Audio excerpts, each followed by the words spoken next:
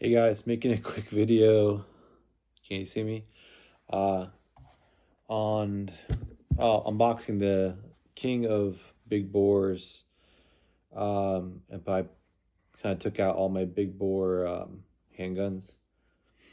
Um, I'm satisfied with what I have at this point. So no more big bore. Well, is 7.5 considered a big bore handgun?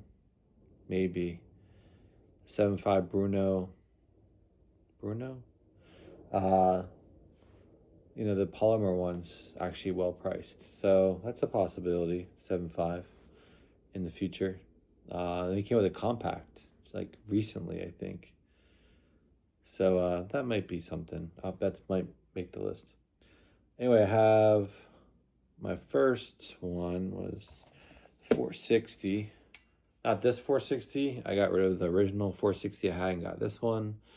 This one's just too cool. It's like a hunting revolver, Uh, you can put this on your back and use it for hunting. You could shoot something pretty long distance with it. So that's the Smith & Wesson 460. Love this gun. So fun to shoot. You can shoot it one-handed too. I mean, the recoil is not scary, I took the bipod off of it, but when I shot it, I didn't have the scope or the pod, so it does make it heavier, but fantastic gun. And then if you have a collection, I don't know anyone has a collection, don't have one of these. Desert Eagle. I have the conversion barrel. So this currently is in the 50 AE configuration. Kind of fancy looking. I think I also have the 44 Magnum configuration, which might be even a little fancier. I don't know. I have samurai grips for that.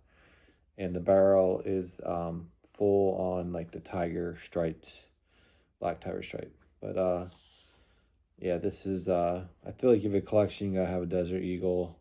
They're really cool. I'm starting to learn that, there's guns that I'm going to shoot more, like weekly, monthly, whatever. And there's some guns just part of the collection. The 460, I actually wouldn't mind shooting that often. It's really fun to shoot. I'm sure this is fun to shoot too. I don't know. I kind of like just looking at it. I don't mind shooting it, but I don't know. It's definitely more on the side of collection piece over, something I use often. So then we have one of my favorite guns ever, which is the Smith & Wesson Competitor in 44 Magnum. Love this gun. It shoots nice. Holds 6 44 Magnum cartridges. It's a gorgeous gun. It's kind of a weird spacey gun, but it's kind of really nice too. It's not as spacey as like a Rhino or something, but and then Rhinos come out in 44 Magnum. That's definitely in my list. 44 Magnum Rhino looks amazing. So good. But right now, currently, probably one of my favorite guns to shoot, to look at, to anything on it. I love this gun. It's really cool. It's got the pills. It's a very unique gun.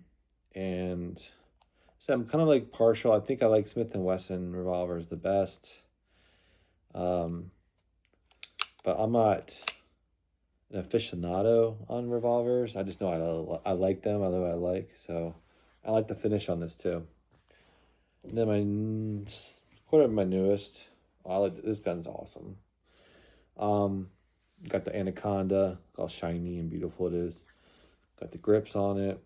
I showed this earlier. I also have a handgun scope on this, just to make it a little bit different than the competitor. I kind of like, what's the point of doing 2 44 Magnums and probably eventually 3? Because, these guns are different. This one, the Anaconda is longer. It's got the scope. It'll be just a different shoot than Smith & Wesson without the scope. So just trying to make them a little different. And it freaking looks awesome. I think it looks cool. Like I said, it is a smooth trigger. This is the PC version. That's heavier. The double action, and then single action. Single action's awesome. double action on this one is a little bit better, you know. It is, but like I say, for this, there's pluses and minuses for Colt and Smith and Wesson. I don't think one, personally, don't think one's better than the other. It's a matter of what you like, especially for the Performance Center versions. I don't have too many non-performance versions, Performance Center versions. Actually, this one is not Performance Center because I actually liked, for this one, I actually kind of like the non-Performance Center version or the Performance Center version, which is strange. So I'll explain that in a second. This is the King, a big bore, Smith & Wesson, breaking stuff. Cases don't matter much. There are, although the last gun I have to unbox, the case is amazing. All right, so what do you get? Well, I took off this thing.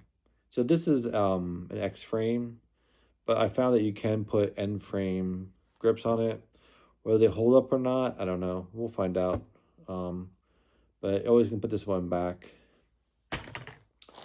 This is one of the reasons why I like this one better. Is, and it comes with an extra one. It has a compensator. It's compensated. No one can argue that a compensator on 500 doesn't do anything. So that's good. I still argue that I kind of like the compensators on 9mm and up, but whatever. So yeah, so there's that. And then the gun itself.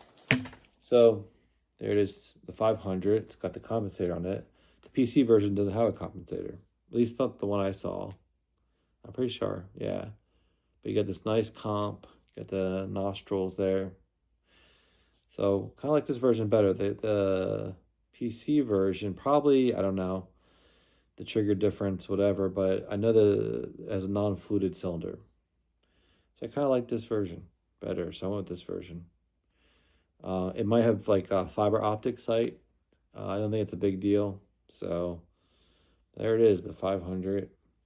Another, I feel like it's as prevalent as the Desert Eagle in a collection. I think this is the only guy I hold, and I'm like, it's kind of like a roller coaster. You're like a little scared, but you want to do the roller coaster. That's how I feel about this gun when I hold it. I mean, as far as just picturing me shooting it, because I have 700 grain bullets for it. A little scary, a little scary. So honestly, I put these grips on it. I don't think I would shoot it with these grips on it because these are slick. I probably would put the rubberized back, but to be honest with you, I already ordered new grips that are cut.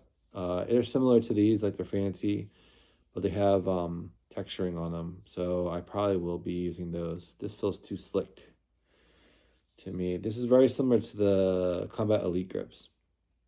I had these I was selling them on eBay, and I was like, let me pull these back. So, and they fit, they're end frame grips, but they fit fine. And they're fit pretty snug. Will they crack? I don't know, maybe, you know. That's why a lot of people don't sell X-frame grips, because I think they're afraid they're going to crack or something. And people usually have these on there. I'm different like that. So I put these on there for now. If I go to shoot it, I'll probably take this off and put the rubberized back on for my first shots. But yeah, it's Smith & Wesson, even non-PC revolvers are really nice. They have texture here for glare, you know. I'm okay with those types of iron sights. Fiber optics, nice. You know, if you go super fancy and put night sights on it or something. You have adjustable post in the back, and you get the compensator, which I thought was really cool to have on this gun. Like, so, and then look at that barrel. Jesus. I mean, look at the barrel. I don't know if you can, there's the bat barrel. And then there's 44 Magnum. Look at the difference. That looks normal sized, right? This is just like, it almost looks like the Governor barrel. I mean, and it's 5. You can throw 5 in there. Do you need 5? You just need 1, really. That's it. But yeah, there it is, the 500, king of big bores. I think there's something called like a 6 something midnight train or midnight. I don't know, it's bigger than 500, but I don't know if that's in production or anything. So, but I don't know if do you really need anything bigger than 500 at this point? No. So that's it. That's all the big bores. Uh, yeah, I don't like rating my guns too much because it makes it really hard. But I like all these. These are all. I was happy I got this. So my first year or two collecting, I had gotten a Desert Eagle. It was like a burnt bronze. And I loved it, but I got rid of it. Um, and then I ended up getting this one. This to me is like Desert Eagle. This says Desert Eagle, tiger stripes, gold. That's it. And then this one, Anaconda, I kind of got because I was gonna get a bunch of Colts, and I felt like this was a beautiful gun. It wasn't, it's a little repetitive having this one and the competitor, but like I said, it's a longer barrel, and it's a little bit different. And then I put the scope on there, so I really love these grips. These grips are great. So that's it. And this was my first big bore, the 460. It looked kind of more similar to a regular Smith & Wesson. Sold that, got this one. This one was just way too fancy for me to give up on. I had to get this one. I like the rubber grips on it. I left the rubber grips on this one. That's the only one I left the rubber grips on. I really would consider leaving rubber grips on this. So we'll see what happens when the other grips come. This one kind of has a pseudo rubber grip. It has the rubber grips, but then it has the big butts at the end, which is awesome. So, those rubber grips are good for absorbing recoil. So that is it. 357, I think, are not considered big bore guns as far as I know. I think more like the 454 Casull, which that also shoots. The 460 shoots 454 Casull. So yeah. And then more than likely in the future we'll be getting that Rhino in 44. It's just, I'm just a Rhino fan. I'm actually a Chiappa fan, but I don't have too many I have 2 Rhinos, but they kind of make expensive guns. So Rose Box in the future, though, if you know what that is, Rose Box lever action shotgun will be in my future. Okay, that's it. Thank you. Have a nice day, and then I will unbox my latest Rhino Nebula. That's the last one, I think, besides the AR-10, which is still waiting for. So hopefully another week. But all right, thanks. Bye.